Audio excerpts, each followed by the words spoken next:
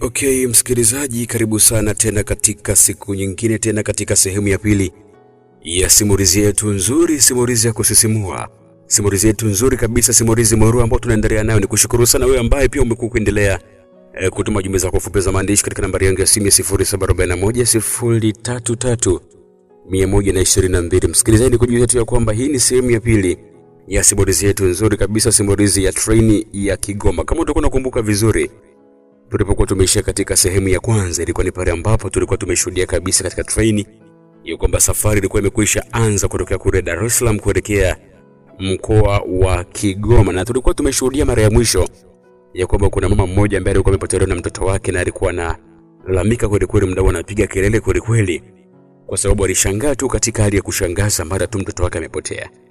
Na ilikuwa ni hali ya kutisha kweli msikilizaji.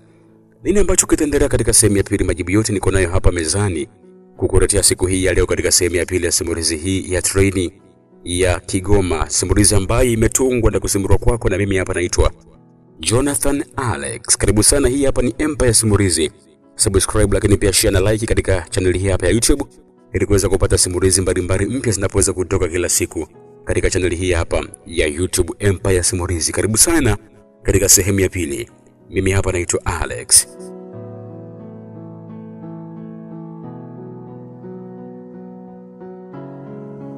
Ndani ya bewa lile msikilizaji, kulikuwa na ukimya mzito kabisa, ukimya ambao ulikuwa umetanda katika hali isiyokuwa ya kawaida. Kelele za mazungumzo zilizokuwa zikisikika dakika chache zilizopita zilikatika kama mtu ambaye alikuwa amezikata kwa kisu. Kila mtu alikuwa akimtazama yule mwanamke aliyesimama katikati ya ile njia ya kupita. Uso wake ulikuwa umejaa hofu kweli kweli kupita kawaida. Macho yake yalikuwa ni mekundu, mikono yake ilikuwa inatetemeka, na sauti yake ilianza kupanda taratibu.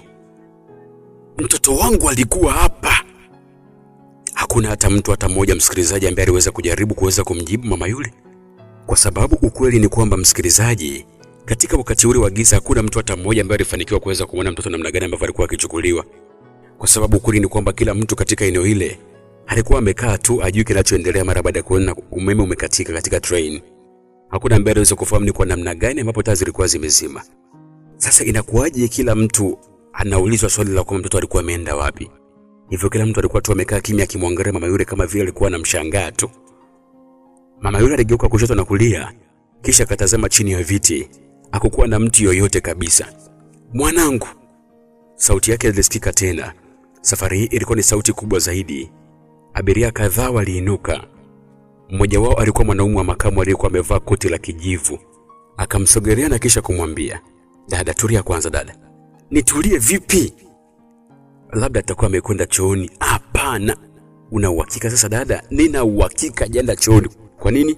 "Kabla taa hazijazima alikuwa amelala hapa." Akaonyesha kiti msikilizaji, na ukweli huo ni kwamba kiti kilikuwa ni kitupu kabisa. "Nilikuwa nimemfunika vizuri hapa. Alafu taa zikazima." "Ndio." Zilipowaka, na hapo ndipo yule mama akapumua kwa shida, huko akitafuta namna ya kuweza kumjibu mtu yule ambaye alikuwa akimuona kwamba ni mtu ambaye alikuwa akimuuliza maswali ambayo yanamsaada kwa wakati ule, katika muda ambao mwanae alikuwa amepotea. Lakini yeye alikuwa bado anauliza maswali yake tu ya ajabu. Alikuwa anamuona tu ni mjinga tu, na kisha akamjibu kama vile alikuwa hataki kumjibu. Kiti kilikuwa kitupu. Na hapo kwa mara ya kwanza kabisa msikilizaji, ukimya mzito ukatawala toka safari hii ianze.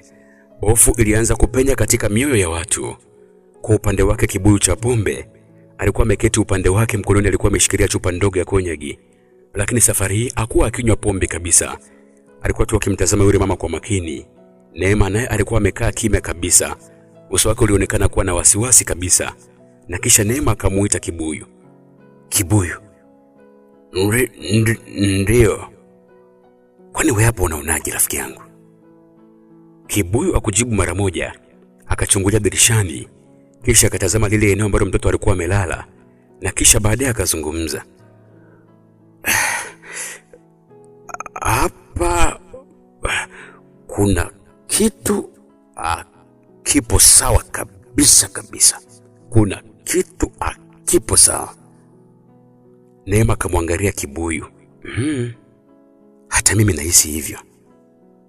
Kwa kawaida kabisa msikilizaji, Kibuyu alikuwa ni mtu wa utani kupita kawaida, lakini safari hii hakuwa katika hali ya utani kabisa. Alikuwa akionekana kwamba wakati alikuwa anazungumza kwa hisia kupita kawaida. Kibuyu alikuwa amehisi jambo, kwamba kulikuwa kuna kitu ambacho kilikuwa si cha kawaida kabisa, na safari yao ilikuwa tayari imekwisha vamiwa na kitu ambacho kilikuwa kinaonekana kwamba ni kitu ambacho sio cha kawaida, ijapokuwa Kibuyu hakuwa amejua ilikuwa ni kitu gani. Lakini kama utakuwa unakumbuka vizuri kabisa msikilizaji, wakati ule Kibuyu wakiwa Dar es Salaam katika kile kituo cha treni cha Tazara, Kibuyu alikuwa ni mtu mwenye hofu kupita kawaida, kwa sababu aliona kabisa kwamba kuna vitu havieleweki. Mara baada ya kuweza kumshuhudia yule mbwa akianza kubweka, hisia zile ambazo alikuwa nazo Kibuyu toka treni ikiwa Dar es Salaam zilikuwa zinazidi kuongezeka kupita kiasi. Na baadaye kama ingetokea mtu ambaye angemuuliza Kibuyu, asingeweza kuelezea kabisa ni kwa namna gani hapo hisia zake zilikuwa zikimsumbua kabisa. Lakini moyoni mwake kulikuwa na sauti iliyokuwa ikimwambia kwamba kulikuwa kuna jambo baya lilikuwa linaanza kutokea katika treni hii. Baada ya dakika kadhaa, wafanyakazi wa treni wakafika. Msimamizi wa bewa alikuwa ni mwanaume mwenye umri wa karibu miaka 40. Jina lake alikuwa anaitwa Bwana Masanja. Alifika akiwa amechanganyikiwa kidogo. Kuna shida gani hapa? Mama huyo akamfuata haraka haraka na kisha akamwambia, mtoto wangu amepotea. Sasa amepotea kivipi? Alikuwa amelala hapa. Halafu taa zikazima. Ndio. Zilipowaka hakuwepo kabisa mwanangu. Msikilizaji, Masanja akakunja uso. Kwa miaka yote aliyofanya kazi kwenye reli hii, hakuwahi kabisa kusikia jambo kama hilo msikilizaji.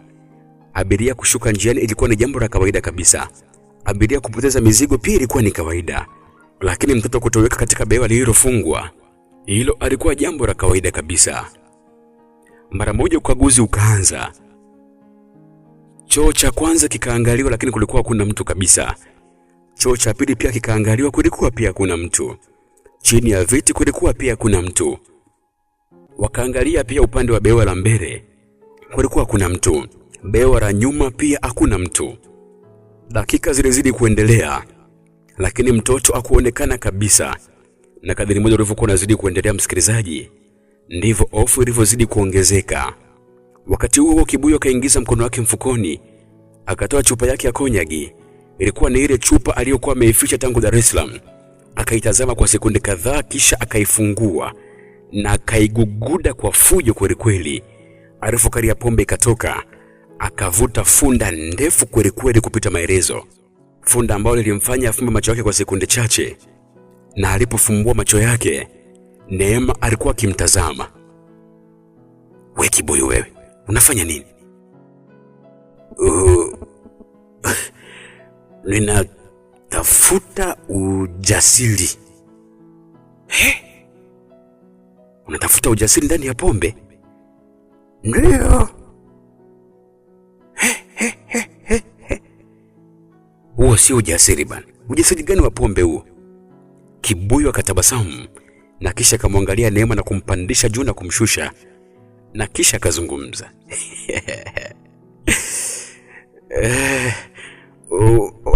Wewe huwezi jua. Kwa nini? Kuna vitu vingine mtu akiviona bila pombe anaweza kukimbia kabisa. Neema akatikisa kichwa chake msikilizaji. "Utaacha lini kunywa?" Kibuyu akabaki kimya. Swali hilo msikilizaji limewahi kuulizwa mara nyingi sana, lakini hakuwahi kulijibu kwa ukweli kabisa. Safari hii Kibuyu akatazama dirishani, kisha akazungumza kwa sauti ya chini. "Siku nitakapoacha kukumbuka, ndo siku ambayo nitaacha kunywa pombe." Neema akamwangalia Kibuyu na kisha akamuuliza, "Kukumbuka nini?" Kibuyu akujibu kabisa. Kwa mara ya kwanza uso wake ulionekana kuwa na huzuni kabisa. Huzuni ambayo ilifichwa kwa miaka mingi kweli kweli nyuma ya vichekesho.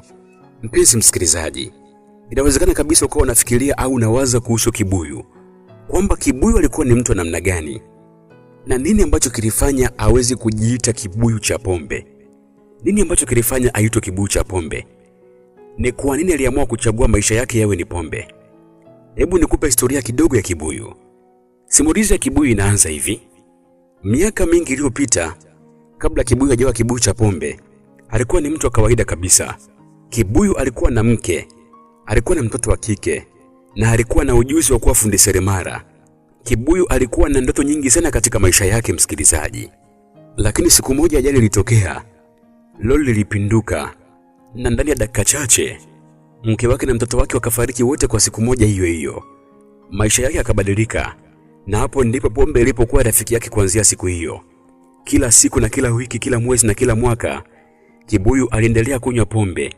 Ilikuwa si kwa sababu alikuwa anapenda kunywa pombe, bali ilikuwa tu ni kwa sababu kibuyu akiwa hajapata pombe kabisa, basi anakuwa anawakumbuka mke wake na mtoto wake, na akiendelea kuwakumbuka anakuwa anaumia kweli kupita kawaida.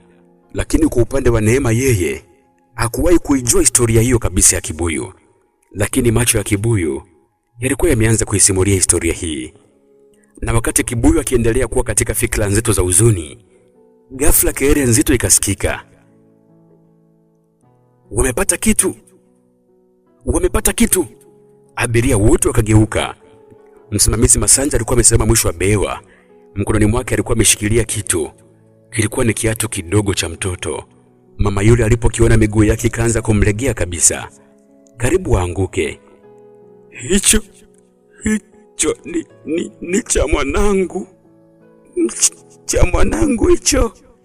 Kilikuwa wapi? Abiria mmoja akauliza vile. Masanja akujibu mara moja kisha akazungumza. Kimekutwa juu ya paracho. Msikilizaji, hapo ndipo watu walipotazamana kabisa kwamba ilikuwa ni jinsi gani ambapo kiatu cha mtoto kilikuwa kimefika juu ya choo. Hakuna mtu ambaye alikuwa anaelewa kabisa, lakini jambo moja lilikuwa liko wazi kabisa. Kuna kitu kibaya kilikuwa kinaendelea. Ndani ya msitu wa Gambushi, moto wa blue uliwaka zaidi. Wachawi 7 waliinama. Mtemi mkuu akafungua macho yake. Tabasamu likatokea usoni mwake, na kisha akazungumza. Mgeni wa kwanza amepokelewa. Wachawi wote wakatikisa vichwa. Mgeni wa kwanza amepokelewa. Moto ukapasuka, na kwa sekunde moja hivi, msikilizaji, katika miale yake uso wa mtoto mdogo ukaonekana kisha ukatoweka kabisa. Ndani ya treni hakuna aliyefahamu jambo hilo kabisa, msikilizaji, lakini hali ilikuwa imebadilika. Abiria wengi hawakuwa wakicheka tena. Wengi walikuwa wameanza kuomba, wengine walikuwa wakisoma dua, wengine walikuwa wakimwangalia kila mtu kwa mashaka. Na nje ya dirisha giza lilionekana kuwa zito zaidi kuliko kawaida, kana kwamba treni ilikuwa inaingia mahali ambapo haikupaswa kabisa kuingia, kana kwamba reli yenyewe ilikuwa imeanza kubadilika. Na mbele kabisa dereva Mwando alikuwa bado hajui kabisa kwamba kilomita chache zijazo angeona kitu ambacho kingemfanya ajutie kutokupanda katika injini hiyo usiku huo. Yaani angetamani kabisa kwamba pengine angekuwa likizo. Dereva Mwando alikuwa amekaa kwenye kiti chake huku macho yake akitazama mbele kwa umakini mkubwa. Miaka zaidi ya 20 ya kazi yake ilikuwa imemfundisha kitu kimoja. Dereva mzuri alikuwa angalia ile pekee. Alikuwa anaangalia kila kitu. Alikuwa anaangalia mwanga, alikuwa anaangalia ukungu na miti, na hata milima, hata mabadiliko madogo ya mazingira pia. Usiku huo kulikuwa kuna jambo ambalo lilikuwa linamkosesha utulivu kabisa. Kwanza ilikuwa ni ile redio ambayo ilikuwa inakataa kufanya kazi kabisa. Kisha ikafuata miti ya kasi iliyokuwa inajichezesha yenyewe. Halafu ikafuata taarifa ya kutoweka kwa mtoto. Na sasa kulikuwa na kitu kingine mbele yake. Mbali kidogo kwenye reli, aliona mwanga mdogo mweupe ulikuwa umesimama katikati ya njia. Mwando akakunja uso. Juma. Ndiyo mkuu. Angalia kule mbele. Juma akatazama kule mbele, na hapo uso wake ukabadilika. Ndiyo mkuu, naona. Ni kitu gani hicho? Sijui ni kitu gani, lakini kama ni cheupe hivi. Kadri treni ilivyokuwa inazidi kusogea mbele, msikilizaji, ndivyo ulimwengu ulivyokuwa unazidi kuonekana vizuri zaidi. Na baada ya kama dakika chache hivi, wakaona kwamba ilikuwa ni sura ya mtu. Na alikuwa ni mtu mwenye jinsia ya kike. Alikuwa ni mwanamke ambaye amesimama katikati ya reli, aliyevalia nguo nyeupe ndefu. Nywele zake zilikuwa ni ndefu zikipeperushwa na upepo. Lakini jambo la ajabu zaidi ya kutikisika kabisa, akusogea wala kukimbia. Yeye alikuwa amesimama tu akiwa kimya vile vile. kana kwamba alikuwa akiisubiria treni. Mapigo ya moyo ya Mwando yakaanza kwenda kwa kasi. Akapiga honi. Sauti ikapasua giza, lakini mwanamke yule akusogea kabisa. Akapiga honi tena, lakini bado alikuwa jitikisi hata kidogo. Msikilizaji, anataka kujiua? Juma akauliza swali kwa hofu. Sijui. Mwando akavuta breki kidogo, lakini treni ilikuwa kwenye mwendo mkubwa sana kupita kiasi. Haingeweza kusimama kwa haraka. Mwanamke yule aliendelea kusimama huku mikono yake ikiwa pembeni, uso wake ukitazama moja kwa moja kwenye treni. Mwando akaanza kutokwa na jasho. Msikilizaji, na kilichotokea sekunde chache baadaye ndicho ambacho Mwando asingeweza kabisa kukisahau katika maisha yake yote. Mwanamke yule, msikilizaji, alitoweka ghafla, na wala kukimbia wala kuruka na wala kujificha katika sehemu yoyote. Alionekana kabisa tu kwamba ametoweka tu, kana kwamba hakuwepo kabisa. Mwando akashika usukani kwa nguvu. Juma akameza mate. Wote wawili wakatazamana na hakuna ambaye alikuwa amezungumza chochote, kwa sababu hakuna ambaye alikuwa na maelezo kamili kuhusu kile ambacho kilikuwa kimetokea muda mfupi uliopita. Ndani ya bewa, abiria bado alikuwa anajadili kutoweka kwa mtoto. Mama yake alikuwa amechoka kulia kabisa. Macho yake yalikuwa yamevimba. Neema alikuwa amekaa pembeni yake akimfariji. Kibuyu naye alikuwa ameketi kimya vile vile, jambo ambalo alikuwa ni la kawaida kabisa kwa mtu kama Kibuyu kukaa kimya katika hali ile. Kwa kawaida kabisa Kibuyu, msikilizaji, angekuwa tayari amekwisha kutoa utani wa aina fulani hivi, lakini safari hii alikuwa akiwaza kitu, na kile ambavyo alikuwa akiendelea kuwaza ndivyo ambavyo alikuwa akiendelea kuhisi kwamba kuna jambo baya ambalo lilikuwa linaendelea. Akatoa chupa yake, akaangalia kiasi cha pombe kilichokuwa kimebakia, akavuta funda ndefu, kisha akafumbua macho yake. Pombe iliposhuka kooni, alihisi kama hali ya joto kidogo mwilini, lakini ilikuwa ni tofauti na siku nyingine kabisa. Safari hii pombe haikuondoa hofu yake. Hofu ilibaki pale pale, japokuwa alikuwa akiendelea kulewa mwenyewe Kibuyu wetu, lakini hofu yake ilikuwa iondoki, msikilizaji. Na hapo ndipo Kibuyu alipokuwa anashangaa. Alikuwa anawaza kwamba ilikuwa ni pombe au ilikuwa ni maji, kwa sababu alikuwa kuzoea kabisa kwamba ilikuwa namna gani kwamba pombe ilikuwa inashindwa kuweza kuondoa hofu yake, wakati kila siku Kibuyu alivyokuwa na hofu na yale mawazo yake ya kufiwa na mke wake na mtoto wake. Alipokuwa akinywa pombe tu hofu ilikuwa inaondoka. Lakini inakuwaje leo hofu inashindwa kuondoka tu kwa sababu ya kitu kidogo hiki cha kupotea kwa mtoto mdogo? Alikuwa anashangaa Kibuyu. Alifiwa na mke wake na mtoto wake, lakini alipokuwa anakunywa pombe alikuwa anasahau. Sasa hiki kitu kidogo tu cha mtoto kupotea kinasababisha hofu ishindwe kuondoka, na hapo ndipo akili ya Kibuyu inazidi kufunguka zaidi. Alikuwa anawaza kwamba kulikuwa kuna shida nyingine kubwa zaidi kuliko ile ambayo alikuwa akiweza kuifikiria nyuma yake. Kulikuwa kuna kitu ambacho kipo mbele ya safari yao ya kuelekea Kigoma.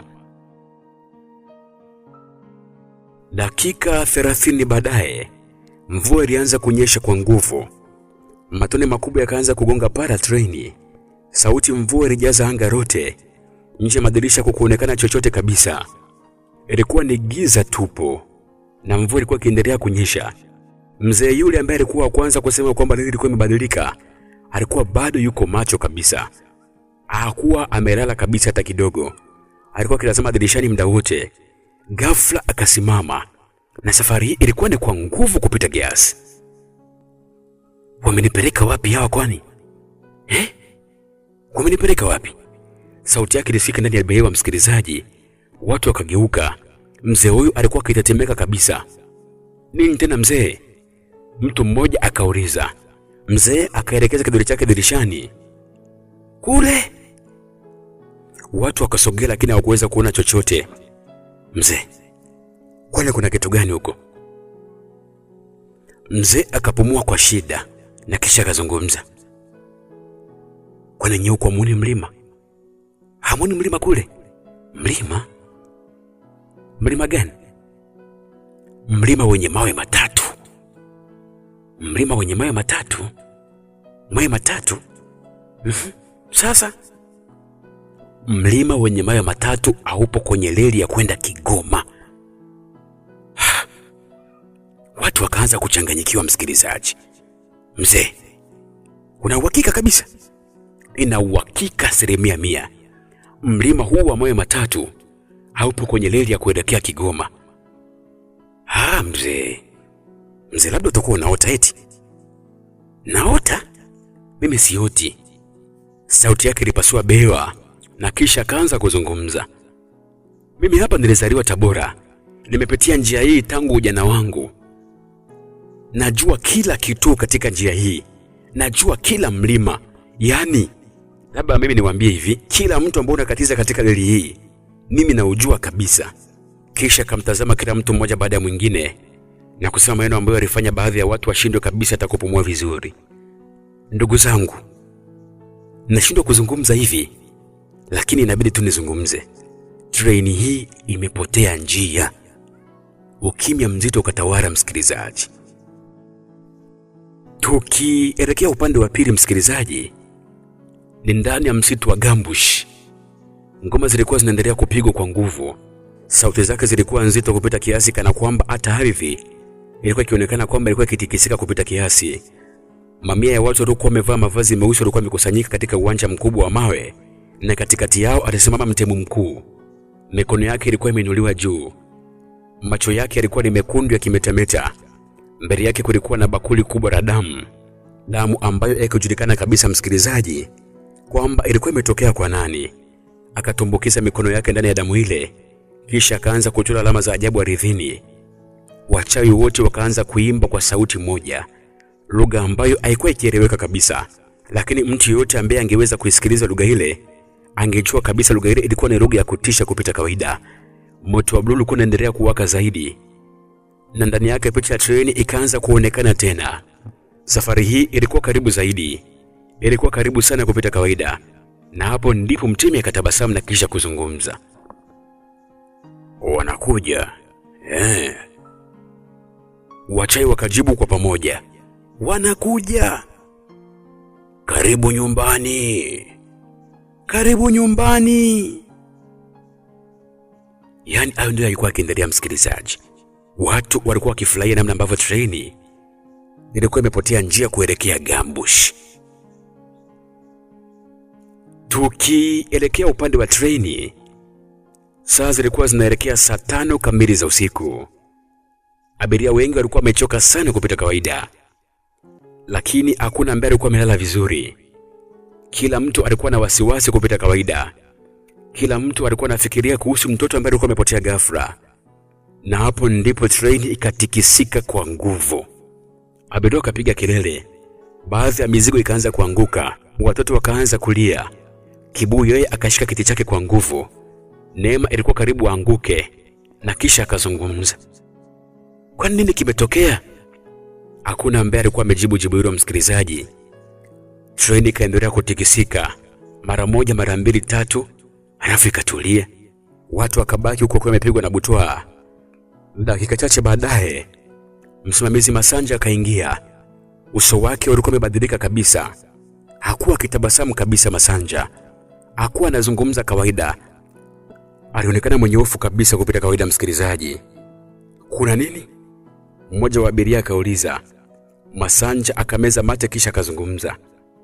Tumepoteza mawasiliano yote. Mawasiliano gani? Redio, simu na kila kitu. Watu wakatazamana. Una maana gani? Hakuna signal. Ukimya ukatawala tena msikilizaji, kwa sababu jambo hili lilikuwa sio jambo la kawaida kabisa. Kibuyu akainua mikono yake.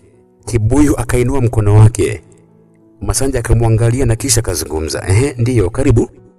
Kibuyu akazungumza. Kama tumepotea njia, kama mtoto amepotea,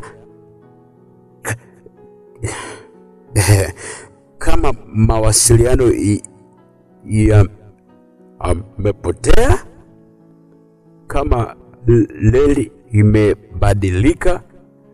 Kila mtu akamtazama Kibuyu msikilizaji, kwa sababu kila mtu alikuwa haelewi kwamba Kibuyu alikuwa anamaanisha kitu gani. Na kisha Kibuyu mara baada ya kuweza kuzungumza vile, akauliza swali la mwisho. Kama yote hayo yametokea, sasa sisi tumebakiza nini? Tumebakiza nini sisi? Yote hayo yametokea. Sisi je, Tumebakiza nini? Hakuna aliyekuwa anajibu msikilizaji, kwa sababu kila mtu aliona kabisa kwamba hapa katika swali hilo kulikuwa kuna utani kabisa. Na kwa mara ya kwanza msikilizaji, toka safari ianze, watu wakaanza kuhisi kwamba huenda kweli walikuwa wanaelekea sehemu ambayo haikupaswa kuwepo kabisa, sehemu ambayo haikuwa kwenye ramani hata kidogo, sehemu ambayo ilifichwa na giza, sehemu ambayo jina lake lilikuwa ni Gambush. Na mbele yao, mbele sana, mbali sana, ndani ya usiku, macho mawili mekundu yalifunguka gizani, yakaitazama treni hiyo iliyokuwa inakaribia. Kisha sauti ya kutisha ikasikika ndani ya upepo. Karibuni, karibuni. Sauti ile ilitoweka ndani ya upepo mkali msikilizaji. Ilikuwa ni muda ule na usiku ulikuwa unatisha kupita maelezo. Lakini kila mtu katika ndani ya treni ile alihisi kabisa kwamba ilikuwa sio sauti ya kawaida. Alihisi kabisa haikuwa kama mtu aliyekuwa amesimama nje akizungumza. Ilikuwa ni kama sauti iliyopenya moja kwa moja ndani ya akili, ndani ya moyo, ndani ya mifupa. Neema alishtuka, akatazama huku na kule, na kisha akamuuliza yule mwanamke aliyekuwa naye pembeni, "Wewe umesikia?" Mwanamke huyo alikuwa ametetemeka kabisa, uso wake ulikuwa umejaa hofu, na kisha akajibu, "Ndiyo, nilisikia." Watu wengine nao wakaanza kuzungumza, "Nimesikia kama kuna mtu amesema kitu, lakini mmetoka kusikia? Kwani nani kaongea hivyo?" Ndani ya bewa zima msikilizaji, vurugu ndogo zikaanza, lakini jambo la kutisha lilikuwa ni moja. Hakuna mtu yote aliyesema kwamba kusikia sauti ile. Kila mtu alikuwa ameisikia kwa uzuri kabisa. Kila mmoja alikuwa amesikia kwa uzuri kabisa msikilizaji, kana kwamba sauti ile ilichagua kuingia kwenye akili ya watu wote kwa wakati mmoja. Kibuyu kwa upande wake, mara baada ya kuisikia sauti ile, akameza mate kwa uchungu kweli, na kisha akaikumbatia chupa yake vilivyo. Mikono yake ilikuwa ikitetemeka. Kwa mara ya kwanza tangu aanze kunywa miaka mingi iliyopita, Kibuyu hakuwahi kuwa na hofu ya namna hii. Lakini wakati mikono yake ilikuwa ikitetemeka kweli, na alikuwa ni mtu ambaye anaonekana kabisa na hofu kupita kawaida. Kibuyu alitamani pombe yake iongezeke, yani ijae katika chupa aliyokuwa ameikumbatia, lakini ukweli ni kwamba pombe ile ilikuwa karibu kuisha katika chupa ile. Akaipeleka chupa ile kinywani, na kisha akavuta funda refu huku akifumba macho yake kwa nguvu. Lakini upande wake msikilizaji, alikuwa akisikia kama sauti ile ilikuwa ikiendelea kurudia katika kichwa chake. Alikuwa elewi kabisa kwamba ni kwa namna gani kwamba pombe haiwezi kufanya chochote kuweza kusaidia sauti ile isiweze kusikika tena, kwa sababu pombe yake ilikuwa ina uwezo wa kumsaidia kuweza kuondoa mawazo mabaya kama haya. Lakini safari hii pombe ilikuwa haina msaada kabisa. Alitamani kama itokee miujiza pombe ile ijae kwenye chupa ili pengine iweze kumsaidia kuweza kuondoa sauti ile. Lakini kadri alivyokuwa anazidi kuendelea kunywa pombe, ndivyo alivyokuwa anazidi kusikia sauti ilikuwa inazidi kutokea kwenye kichwa chake. Karibuni, karibuni, karibuni. Haraka Kibuyu akafungua macho yake. Mapigo ya moyo wake yalikuwa yanakwenda kwa kasi sana kupita kiasi. Hapana, hapana, hii si kawaida. Hii si kawaida kabisa, si kawaida. Ndani ya injini, Mwando alikuwa bado ameshika usukani wake kwa nguvu. Mvua ilikuwa inazidi kuongezeka kunyesha. Ukungu mzito ulikuwa umefunika kila kitu katika eneo lile. Mwanga wa treni ulikuwa ukipenya kwa shida kabisa mbele. Ghafla Juma akasema, Mkuu. Nini? Angalia huko mbele. Angalia mbele huko mkuu. Angalia. Mwando akatazama mbele. Macho yake yakapanuka. Mbele ya reli kulikuwa na kitu mwanzoni alifikiri kama ilikuwa ni mti. Lakini kadri ulivyokuwa kaendelea kukikaribia, ndivyo alivyogundua kwamba ilikuwa sio mti kabisa, na wala akikuwa ni kitu cha kawaida kabisa msikilizaji. Ilikuwa ni nguzo, yani nguzo kubwa sana ya mawe.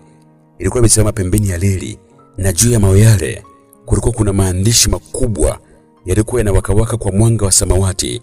Mwando akakaza macho yake kuweza kusoma maandishi yale, kisha uso wake ukabadilika kabisa. Juma naye akaisoma. Uso wake ulikuwa unabadilika kupita kiasi. Wote kwa pamoja wakapiga kelele, haiwezekani kabisa, haiwezekani. Kwa sababu kusema ukweli kabisa msikilizaji, ukweli usiofichika, maandishi yale yalikuwa yakisomeka hivi: Karibu mji wa Gambush.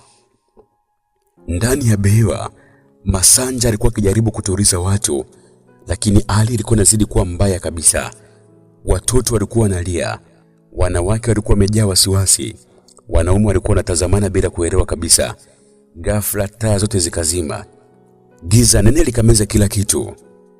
Kelele zikapasua behewa. Mungu wangu! Nini kimetokea? Watoto wakaanza kulia kwa nguvu msikilizaji. Kibuyu akaruka kutoka kwenye kiti chake. Chupa yake ikaanguka na kisha ikavunjika. Kwa sekunde chache tu msikilizaji, hakukuwa na mwanga wowote kabisa. Halafu mwanga ukarejea, lakini haukuwa ni mwanga wa kawaida. Taa zote zilizokuwa katika treni ile zilikuwa zinawaka kwa mwanga wa blue. Ilikuwa ni blue iliyofifia kabisa. Ilikuwa ni rangi ya blue ya kutisha. Watu wakabaki kimya kimya, wala kuna mtu ambaye alikuwa anaweza kuzungumza chochote, kwa sababu kila mtu alikuwa anaona kabisa. Ndani ya mwanga wa blue, kila mtu alionekana kuwa ni mtu tofauti. Nyuso zilionekana kama nyuso za maiti. Macho yalionekana kama ni macho meusi. Vivuli vilionekana virefu kupita kawaida. Neema akahisi mwili wake ukipata baridi kabisa. Akamwangalia mama mtoto yule aliyepotea, na hapo ndipo alipoona jambo la kwanza la kutisha. Mama huyu alikuwa ametulia kupita kiasi. Mama yule alikuwa hali kabisa, wala alikuwa atetemeki kabisa kwa namna yote ile, na akuzungumza kabisa. Yaani unaambiwa kwamba mama yule ambaye alikuwa akilia muda mfupi uliopita kwa sababu ya kupotelewa mtoto, muda huu alikuwa amekaa kimya tu, na huku akishangaa kilichokuwa kinaendelea katika treni ile. Na kisha katika hali ile ya utulivu, mama yule aligeuza kichwa chake akaamua kutazama dirishani. Tabasamu ndogo lilikuwa usoni mwake. Neema akakunja uso wake na kisha kumuita mama yule. Hey, mama. Mama yule msikilizaji hakuitika kabisa. We mama. Mama. Mama. Lakini ilikuwa hali ni ile ile msikilizaji. Baada yule mama hakuitika kabisa. Kibuyu naye akasogea. Mama. We mama. Mama. Mwanamke huyo msikilizaji akageuza kichwa chake polepole. Macho yake yakaanza kuwaka na kuwa makubwa kabisa, na yakaanza kuwaka kwa rangi nyekundu, na tabasamu lake likapanuka zaidi. Kisha akasema kwa sauti ambayo haikuwa ni sauti yake kabisa. Akazungumza, ameshafika.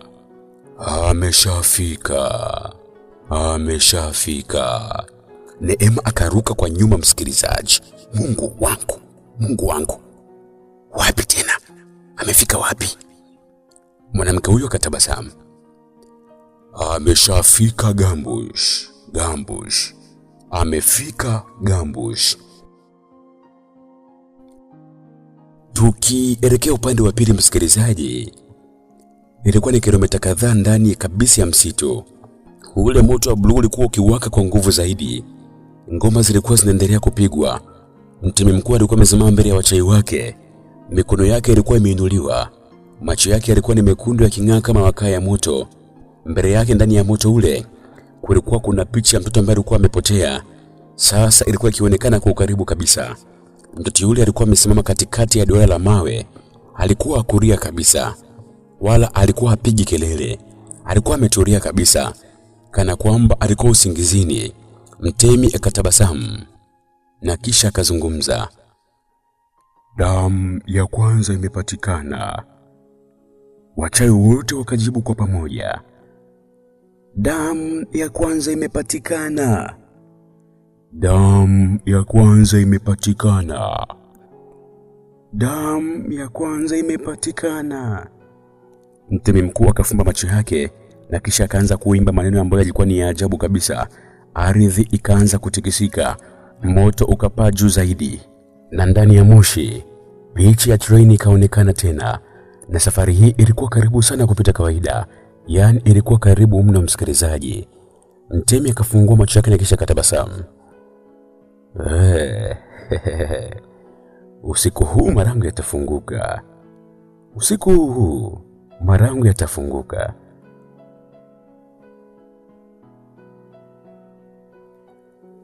Tukielekea upande wa pili msikilizaji, ilikuwa ni upande ambapo ilikuwepo treni ikiendelea na safari zake. Ndani ya treni, mzee aliyekuwa anajua njia za leri alikuwa amesimama dirishani. Uso wake ulikuwa umejaa na jasho kabisa msikilizaji. Ghafla akaanza kutetemeka, mikono yake ikaanza kupiga ukuta.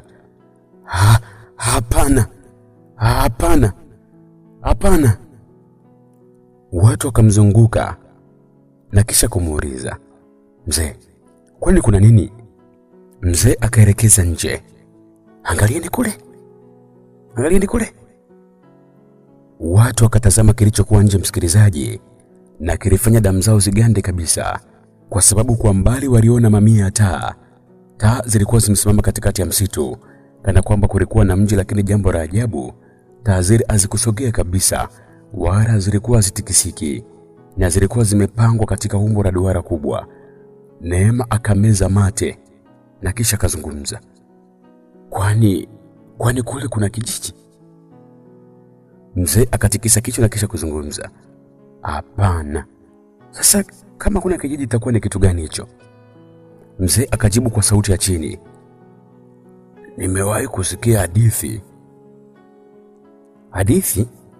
Hadithi gani tena?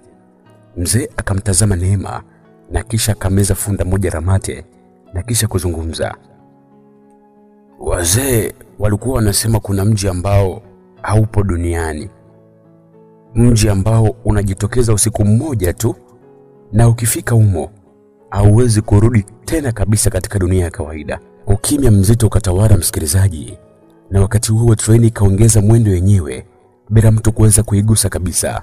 Yaani ilikuwa ni bila amri yoyote ile, ilikuwa ni bila sababu yoyote. Mwando ndani ya injini akajaribu kuvuta breki, lakini breki hazikufanya kazi katika namna yoyote ile, na kisha kazungumza katika hali ya hofu, Mungu tusaidie, Mungu tusaidie. Juma kwa upande wake alionekana akitetemeka, msikilizaji, kwa sababu kuna kitu ambacho alikiona mbele yao kupitia ukungu ambao ulikuwa mbele yao.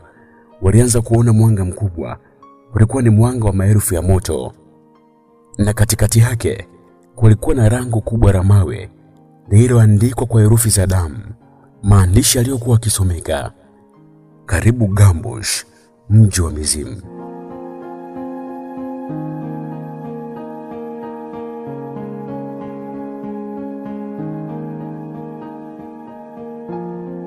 Naam msikilizaji, na huu ndo mwisho wa sehemu ya pili ya simulizi ya treni ya Kigoma, simulizi ambayo imetungwa na kusimuliwa kwako nami msimulizi mahiri kutoka hapa nchini Tanzania. Naitwa Jonathan Alex. Nambari zangu ni 0741 033 122. Msikilizaji, tumeishia hapa kwamba treni inaingia katika lango kuu la kuingia katika mji wa Gambush. Nini ambacho kitaendelea baada ya hapa? Majibu ya maswali yote haya niko nayo katika sehemu ya 3. Mimi sina la ziada katika sehemu hii ya pili, msikilizaji. Ili kuweza kupata sehemu ya 3 kwa ukaribu kabisa na kwa urahisi, tafadhali subscribe katika YouTube channel hii ya Empire Simulizi, na kisha like na comment hapa chini. Niambie unasikiliza simulizi hii ukiwa wapi, na kisha mara baada hapa nitaweza kureply katika ujumbe wako mfupi ambao utaweza kuandika hapa chini. Karibu sana katika sehemu ya 3. Mimi naitwa Alex.